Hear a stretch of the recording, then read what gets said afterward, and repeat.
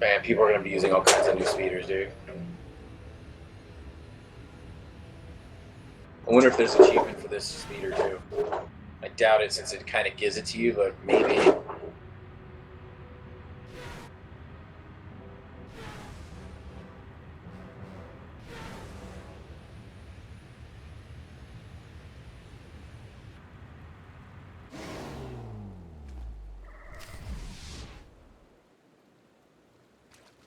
I want to see what this speeder looks like.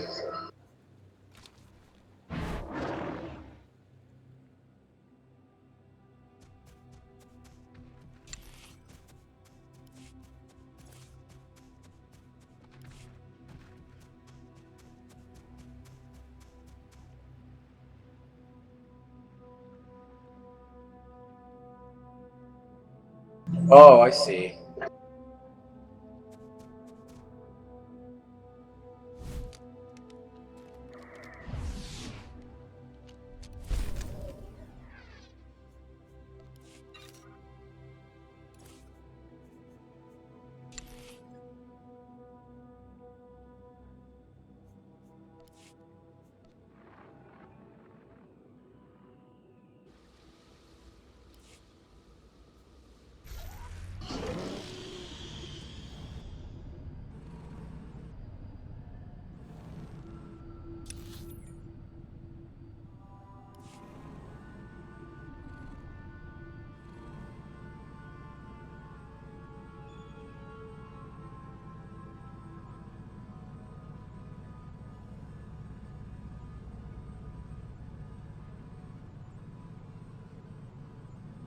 What did you pick? Did you pick food and supplies or the ship supplies?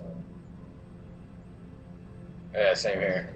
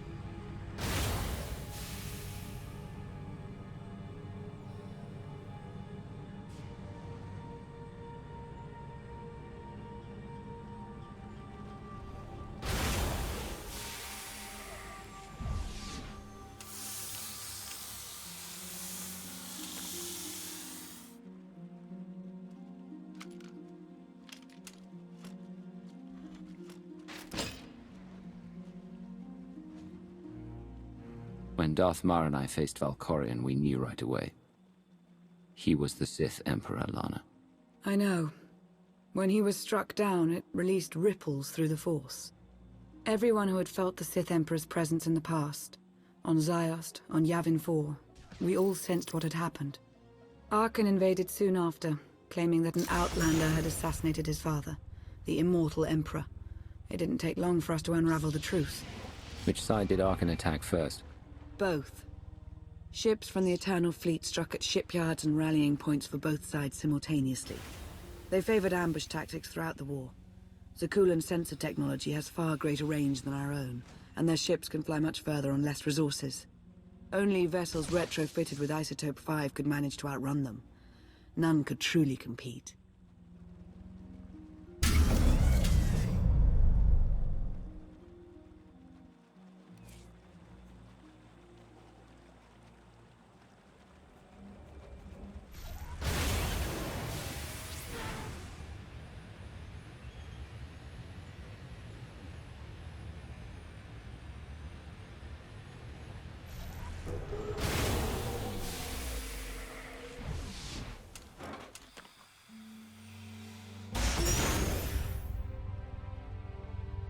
How long did the Republic and the Empire manage to hold out?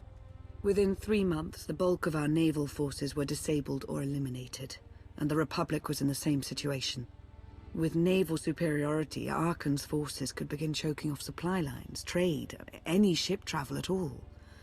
The Eternal Fleet seemed to be everywhere at once. Coruscant and Dromund Kaas were blockaded by the end of the first year.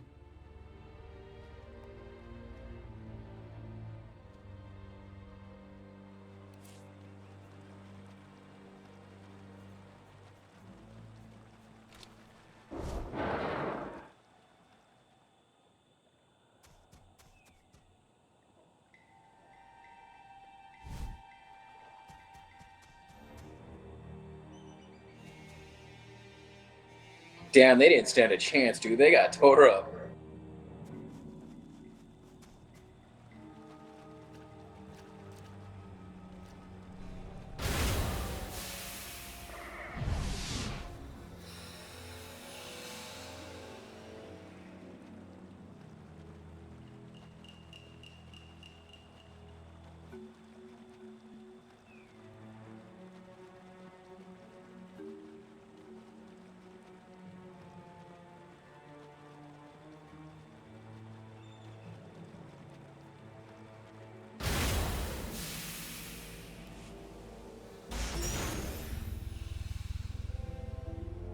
How did it end? The members of the Dark Council fought Arkan's invasion ruthlessly and lost. The Empire's treaty was ultimately negotiated by the Minister of Logistics. Chancellor Suresh also refused to discuss surrender, but the Republic Senate managed to overrule her. A cadre of senators negotiated their own ceasefire terms. All of those senators have since been disgraced or dismissed. I'm sure you can imagine the likely culprit. What about Sith intelligence? I'm no longer part of the organization, but I know that most of its assets were wiped out in the fighting. From what I've heard, Empress Asina prefers to rely on technological surveillance rather than direct intervention. I'm not sure what, if any, reconstruction has taken place. So far, the treaties with Zakul have held, but that will not last forever.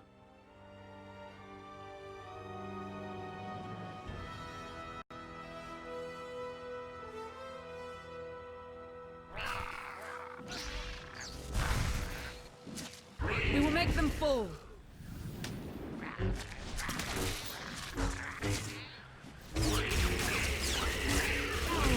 Challenge accepted and met.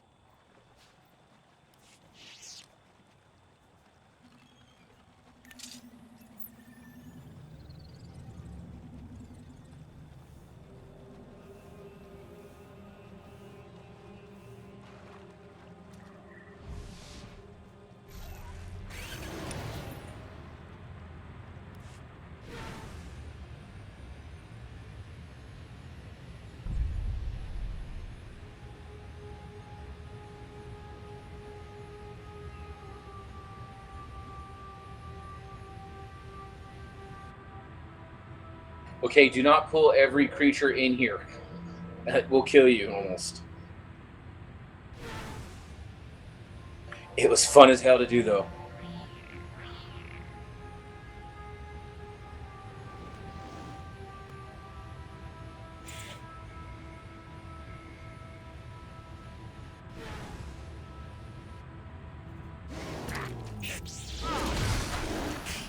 The fort serves me. Put up a good fight. Never stood a chance.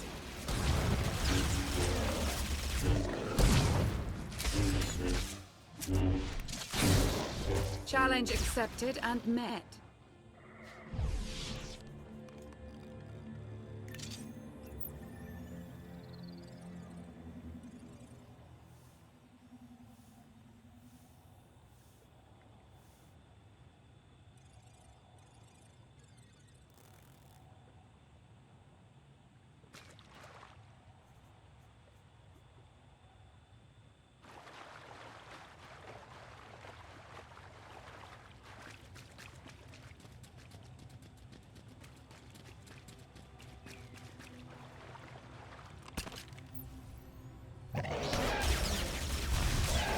That's the end of that one.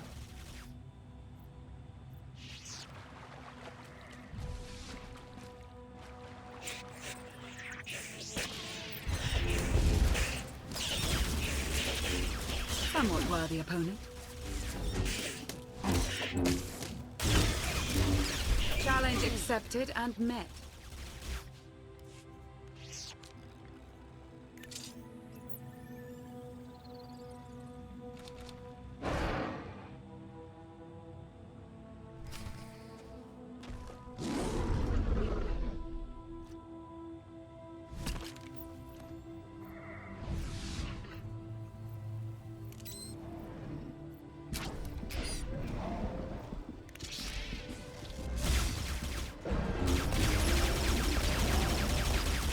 To the end.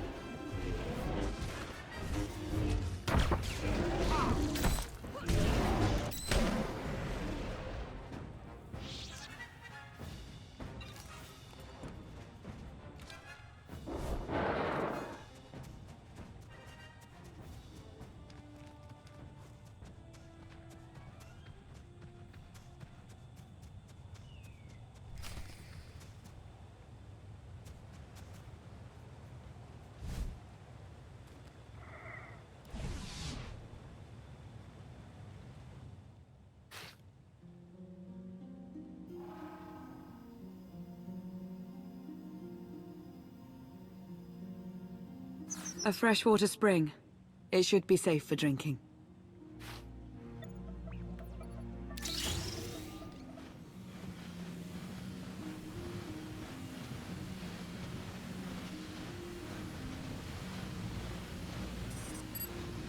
So the Eternal Fleet overwhelmed both the Republic and the Empire. What was the result? Both sides are forced to pay a heavy tribute to Zakul, mainly raw materials and resources. They're also held under an arms limitation statute. The Empire and the Republic are both breaking it, of course, but they're still incapable of challenging the throne directly. Who rules the Empire now? Darth Asina was the only Dark Council member left standing. All others died or disappeared in the chaos. Without opposition, she declared herself Empress of the Sith. And the Republic? Suresh remains in power, though she no longer holds the title of Chancellor. The Republic has limits to their ruler's terms, but her replacement is a mere puppet. Both sides see this only as an opportunity to eliminate one another at a time of weakness, instead of combining what strength they have.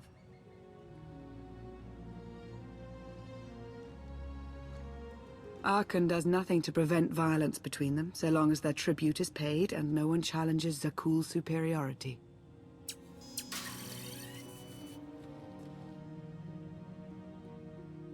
What does Arkan use the tribute for? Zakul doesn't seem to need much. A question no one else seems to ask or answer, not in any detail. Zakul's empire spans a sizable portion of wild space, but not enough to consume the resources they're acquiring. I've been working to learn the answer myself. Powerful Zakulan battle stations have been placed in orbit around key worlds to watch for possible uprisings, but there are no ongoing planetary occupations. The ships of the Eternal Fleet simply patrol at random, while the tribute paid to Zakul gradually chokes all economic potential. What about my team? My ship? I have allies looking for them as we speak. With all of the chaos of the last few years, though, it will take time to find them all. For now, we make do with ourselves, Koth, and HK. As long as you're here, there's nothing we can't handle. The feeling's mutual. It truly is a relief to see you again. Is that why you went to so much trouble to rescue me? Before you were captured, you accomplished things no one else dared to attempt. You changed the galaxy more than once, and if things have ever needed to change, now is the time.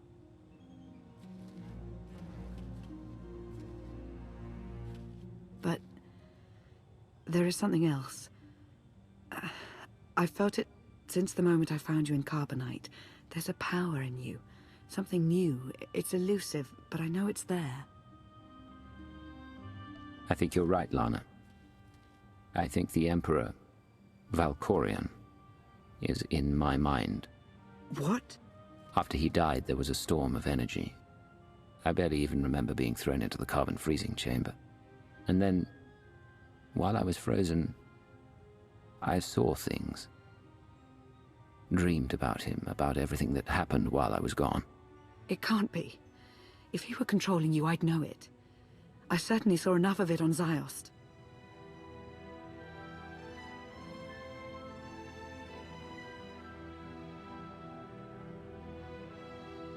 I don't think he's trying to control me. Not directly, anyway. He was trying to convince me to work with him. Whatever he's doing, we can be sure that he's always trying to deceive us somehow. I believe in you. And I appreciate your honesty. I'll remain watchful for any influence he might have over you. For the time being, though, we have no choice but to proceed. What about the others? They wouldn't understand. And like you said, we really don't know anything for sure yet. Let's keep the matter